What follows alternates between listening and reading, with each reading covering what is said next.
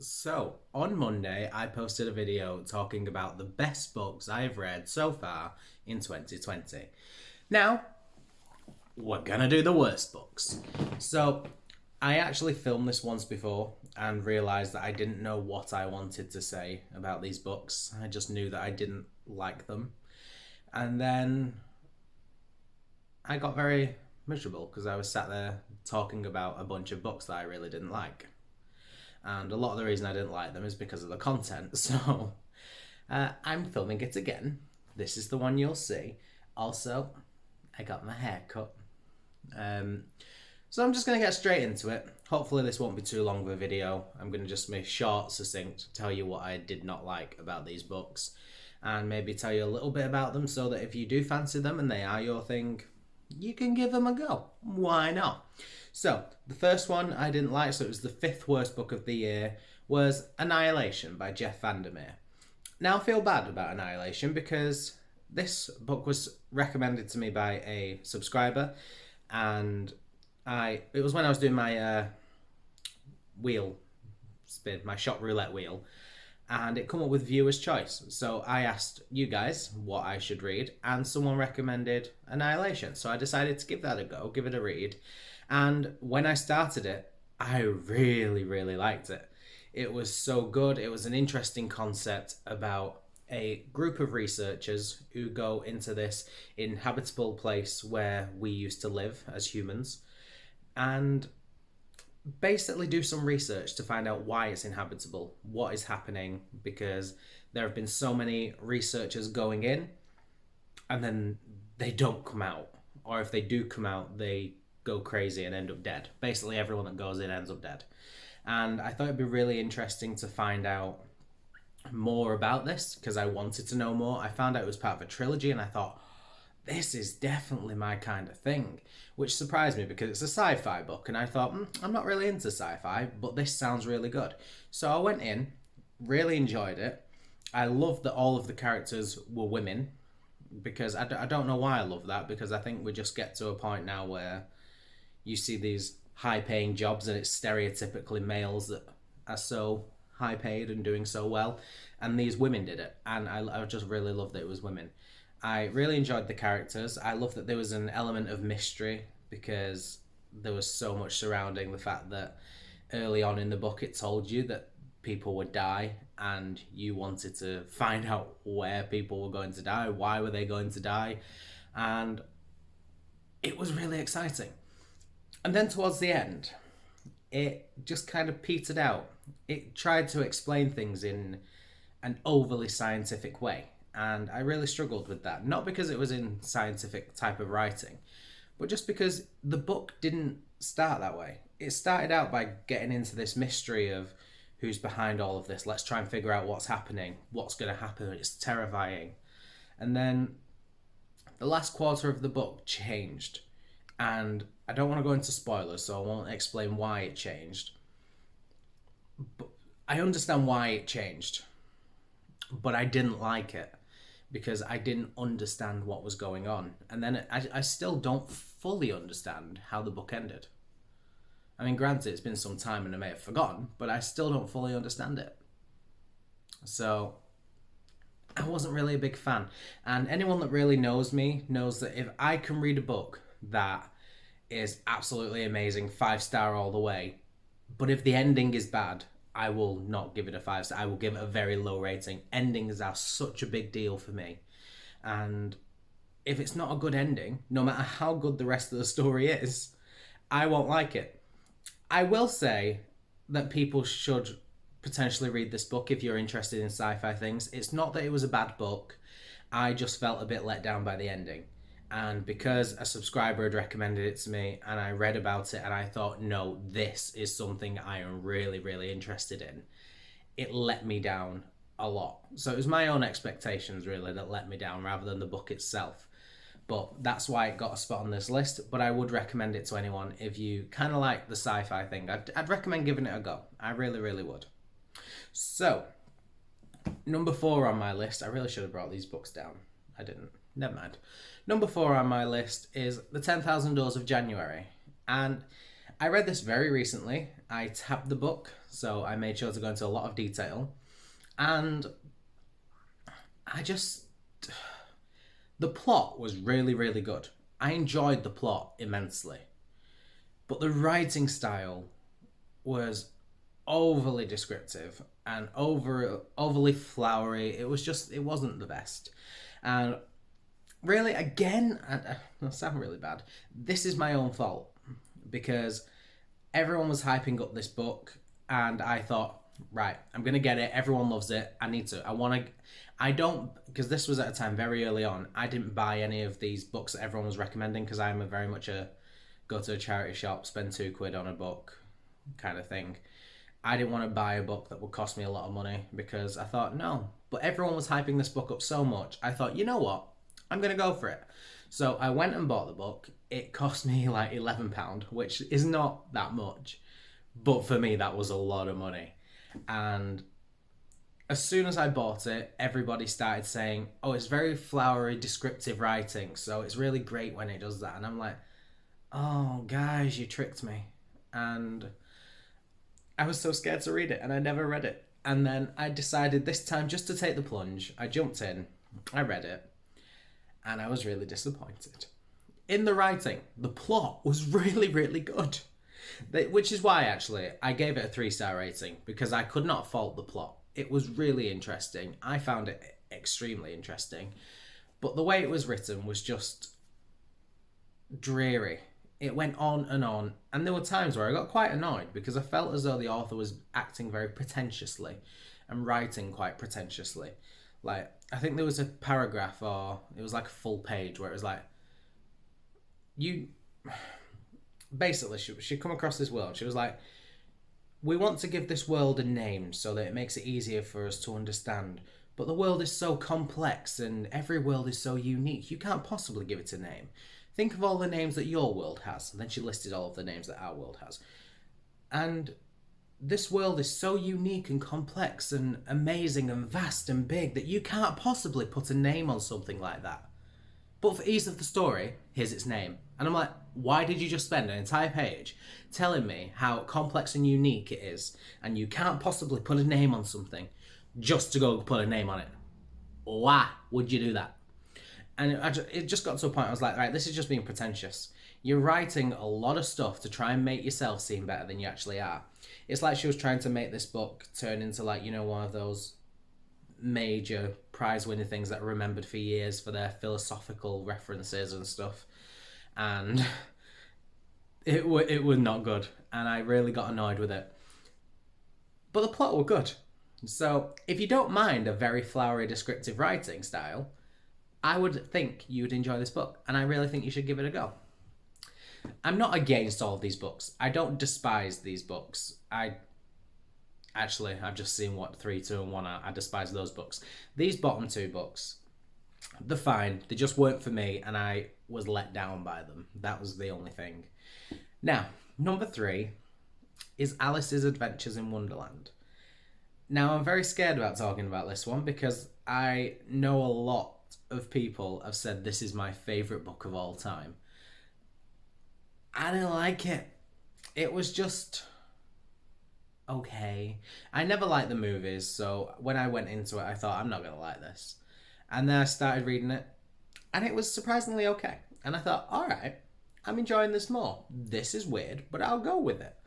And then it just got a little weirder, and I thought, as long as I can understand what's going on, I don't mind the weirdness.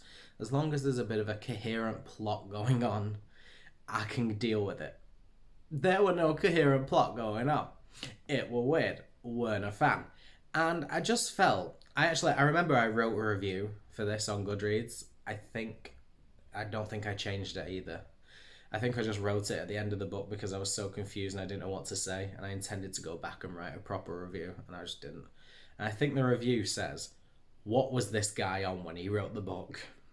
And it was just weird. There was no structure to it, no plot. And I suppose that's probably the point of the story. But I just couldn't get my head around it. Everything just seemed to happen like it was, this happened. Then she went to this place. And then this happened. And then she went to this place. And then this happened. I was like, but why is she going to these places? She's just fallen into this weird world. Why is she continuing to explore? Why is she not trying to get home? What's wrong with this girl? Like, there just seemed to be no logic to what she was doing. It was literally like the author had just had about a series of 5 or 6 dreams and thought, I'll just put all of the dreams in. She'll just go from one to the other, to the other, to the other. And I just wasn't a fan. I just didn't enjoy it. I can't really say anything more. I'm trying to be delicate and nice because I know it's so many people's favourite books and I don't want to become hated. I don't want to be cancelled for it, but I hated it and I'm so sorry to everybody. But now we're on to number 2. And everyone is going to be so sick of me talking about this book. Come Again by Robert Webb is a story about a woman that has lost her husband.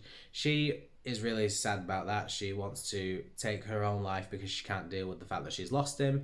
And then she wakes up in the body of her 18-year-old self on the day she met her husband. And she decides that if she's back in time, she's going to save him this time round because he died from a medical condition. So technically he could have had it checked out and saved his life, but he chose not to. And the story was really good. The first 2 parts, because it was split into 3 parts, I've mentioned all this, so I really don't want to keep going on about it. The story is split into 3 parts. Part 1, Part 2, and Part 3. Don't know why I had to specify that, but okay. Part 1 was really, really good. It was about how she felt beforehand. Part 2 was about when she went back. That was kind of a big bulk of the story, and I really enjoyed that bit. Part 3 just ruined everything. And I know I say it all the time, but it's like I said before, I am big on endings. I love endings so much. It can be an amazing book, but if the ending is bad, I will hate it. It can be a really, really bad book, and if the ending is good, I will love it. I don't know why. I really can't explain what I love about endings so much, but I love them so, so much. And this ending just took the entire book and ruined it. And I can't talk about why, because it's a spoiler. If you have no intention of reading this book at all, please message me, because I need to talk to somebody and vent my frustrations, spoiler filled, just so it's out of my system, because this is in my system and I can't get it out and I need to talk about it. If you've read the book, please let me know. Please tell me if you hated it, because I would love to rant about this together. And if you want to read it, give it a go. It's very good up until the ending. Then the ending just ruins everything. It makes me mad. So I'm just going to move on to number 1, then we can wrap this video up. My number 1 worst book of the year. I don't even know what it was, bloody hell. I remember what it was. My number 1 worst book of the year was Don't Tell Mummy by Tony Maguire. Now, I didn't hate this book because of the quality of the writing. I hated this book because I did not like how the content made me feel. Now, I suppose that's the point. It's a non-fiction story, so I really struggle with my feelings surrounding that, because I don't want to give it a bad review for the content because it's a non-fiction story, if you get what I'm saying. But this was really, really difficult to read. I read this during mental health-a-thon. It actually really, really negatively impacted my mental health. I actually ended up just taking a break for a little while after this. It's a story about a young woman or a young girl who was physically, sexually, mentally abused by her father. And then she ended up pregnant at a young age. She had an abortion and it went horribly wrong. And then it shows her as an adult coming to terms with what happened, but having really serious depression. And it was really so hard hitting. And I've recently discovered I don't like hard hitting books. I've just recently DNF'd My Dark Vanessa because I was really struggling and it made me so uncomfortable. It's just not for me. not that I don't agree with this content, that's wrong. I don't want to read this content. I just think I like when a book gives hard-hitting issues. I like when a book discusses hard-hitting issues in a way that you still get the emotional impact without physically having... I can't even talk now. I think I'm getting a cold. What am I trying to say? I like when a book gives you the emotional impact of a traumatic event without making you go through that event. And I know it's different for non-fiction. You probably had to tell that story. But when it comes to traumatic events in books, I don't like seeing the character experiencing it because it just makes me uncomfortable. And it makes me think, I don't want to read this book anymore.